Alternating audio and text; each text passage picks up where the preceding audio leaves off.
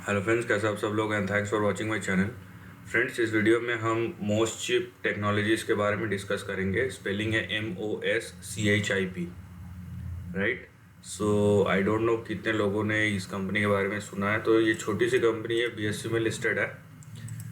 अब देखिए, पहली बात तो हम यहाँ पे इसका overall chart plus daily chart के बारे में डिस्कस करेंगे। देखिए, ये अगर आप इसका चार्ट देखेंगे तो हमारे पास 2000 से 2001 से डेटा अवेलेबल है और हमको क्लियरली दिख रहा है कि ये चार्ट जो है एक रेंज के बीच में घूम रहा है। उसका मतलब क्या है? उसका मतलब ये है कि ये एक फ्लैट और कंसोलिडेटेड चार्ट है। ये इस टाइप के चार्ट में हमें एक लेवल से बाहर नहीं जाना है, ठीक है। जब तक हमको प्राइस ये इंडिकेशन नहीं दे रहा है कि ये ब्रेकआउट होना चाहता है या ब्रेक डाउन होना चाहता है, हम अपने से अज्यूम नहीं करेंगे कि ऐसा कुछ होगा। हम जो अजम्पशन कर सकते हैं वो ये है कि हमें ट्रेंड के अंदर ही रहना है। तो यहाँ पे ट्रेंड हमको क्या इंडिकेट कर रहा है? अब देखिए, करंट जो आपका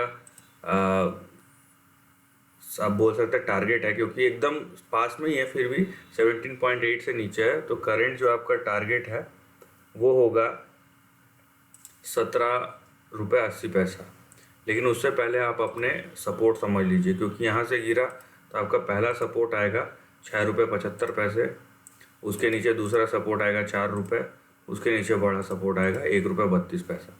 तो मूवमेंट जो होगा बहुत बड़ा होगा, क्योंकि हम पहली बार तो मंथली चार्ट को देख रहे हैं।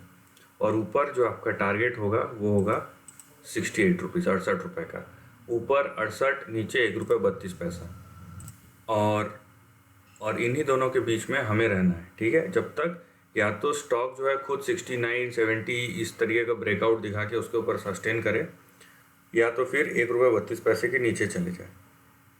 नौ, यहाँ पे एक चीज़ देखिए, यहाँ पे अगर ये स्टॉक 6 रुपये 75 पैसे के नीचे जाता है तो समझ लीजिए कि बहुत बड़े चांसेस है कि ये नीचे मतलब 1 रुपये 32 पैसे तक आएगा। तो सबसे पहली बात तो है कि ये लेवल नहीं टूटना चाहिए मंथली चार्ट में, ठीक है। अभी अगर ये जिस तरीके का लेवल होल्ड कर रहा है, अगर होल्ड करता है तो जैसे कि मैंने कहा आपका बड़ा टारगेट 68 पे है। तो आपको 68 के ऊपर नहीं जाना है। अभी कैसा दिख रहा है ट्रेंड? दिख ऐसा रहा है कि करेक्शन के बाद ये ऊपर जाने की कोशिश कर रहा है।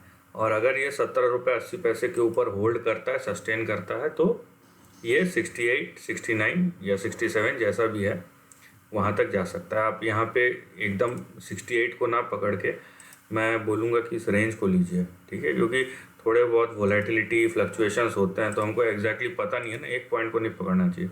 इसलिए आप ऊपर की तरफ यहाँ 57 से 68 के बीच में आप लीजिए रेंज को। तो यहाँ पे ऑल्दो एक कंसोलिडेटेड चार्ट है, लेकिन फ़िलहाल क्योंकि ये ऊपर जा रहा है, थोड़े बहुत कंडीशनल लेवल्स हैं, लेकिन ऊपर अगर जाता है तो आपके लेवल फिक्स है। बात यह है कि आपको इसके बाहर नहीं जाना है, दायरे के अंदर रहना है। नाउ अगर मैं वीकली चार्ट को लेता हूँ यहाँ पे, तो हमें देखिए क्या दिख रहा है। वीकली चार्ट आपको पॉजिटिव चीज़ दिखाएगा। वीकली चार्ट आपको यहाँ पे दिखा रहा है कि एक बहुत बड़े यहाँ पे करेक्शन के बाद, ये देखिए आप, ठीक है, यहाँ पे ट्रेंड ब्रेकआउट दिखा रहा है कि वीकली चार्ट कि बहुत बड़े करेक्शन के बाद आपका जो ट्रेंड है वो यहाँ पे ब्रेकआउट होने के बाद, यहाँ पे देखिए ब्रेकआउट हुआ, उसके बाद सपोर्ट लिया और फिर से ऊपर जा रहा है।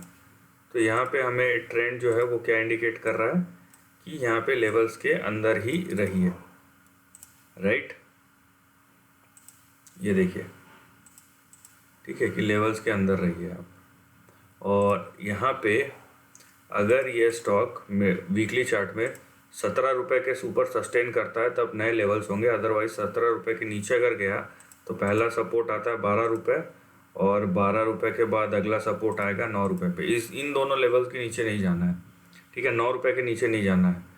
9 रुपये के नीचे गया तो ट्रेंड ऐसे ही हमारा क्लोज हो जाएगा, क्योंकि ये फिर से इसके नीचे फिर से आप बोल लीजिए डाउन साइड शुरू हो जाएगा।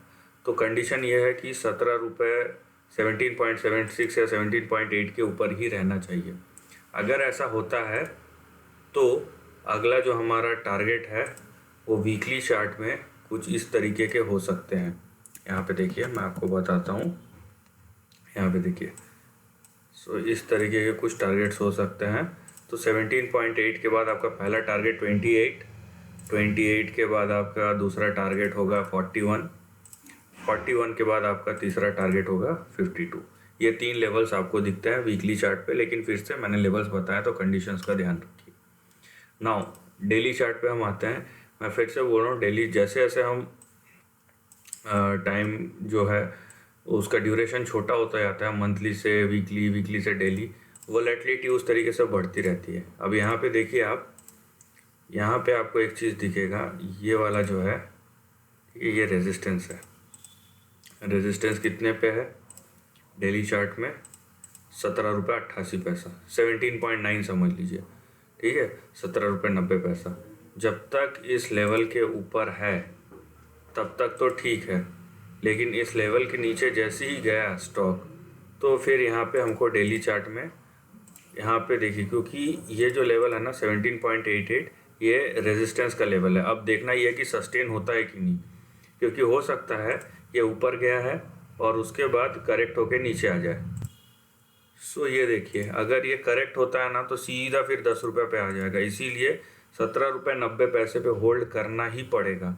अगर करता है तो आपको जो डेली चार्ट में अगला टारगेट देखने मिल सकता है वो यहाँ पे देखने मिलेगा 22 रुपये का, ठीक है। इसमें कुछ इश्यूज़ है इसीलिए लाइन हट जा रहा है अपने आप, लेकिन मैंने आपको बता दिया, आप आगे पीछे करके वीडियो को थोड़ा सा देख सकते हैं। तो यहाँ पे अगर ये 17 रुपये 90 पैसे के ऊपर आता है तो 22 रुपये, और 22 रुपये के बाद यहाँ पे देखिए 29 रुपये तक के आपको लेवल्स दिख सकते हैं। तो ये दोनों लेवल्स आप देख सकते हैं डेली चार्ट में।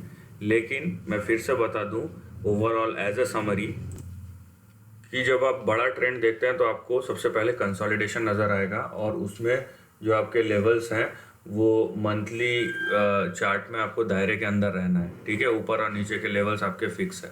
धीरे धीरे जैसे आप वीकली और डेली में आते हैं आपको वोलेटिलिटी बढ़ता हुआ नज़र आएगा और लेवल्स भी उसी तरीके से चेंज होंगे। तो आपको डिसिप्लिन में रहना है, और जो स्टॉप लॉसेस है वो बहुत ही सोच समझ के रखने हैं। तो रिस्क क्या है इसमें? रिस्क की मैं हमेशा इस टाइप के इतने छोटे छोटे स्टॉक है, फिर जब यहाँ पे मूव्स, ये आप बोल सकते हैं कि जब सर्किट मूव्स चालू होते हैं ऊपर या नीचे की तरफ, खाली बायर्स होते हैं या खाली सेलर्स होते हैं, ये बहुत डेंजरस चीज़ है। छोटे छोटे स्टॉक्स में इंडियन मार्केट में ये सबसे बड़ा रिस्क है, और गलत पोजीशनिंग में फंस गए तब बहुत बड़ा प्रॉब्लम है।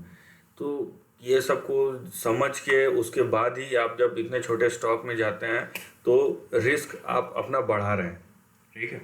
और रिस्क ये नहीं है कि स्टॉक परफॉर्म करेगा या नहीं करेगा, उससे ज़्यादा बड़ा रिस्क हो जाता है इलिक्विडिटी का।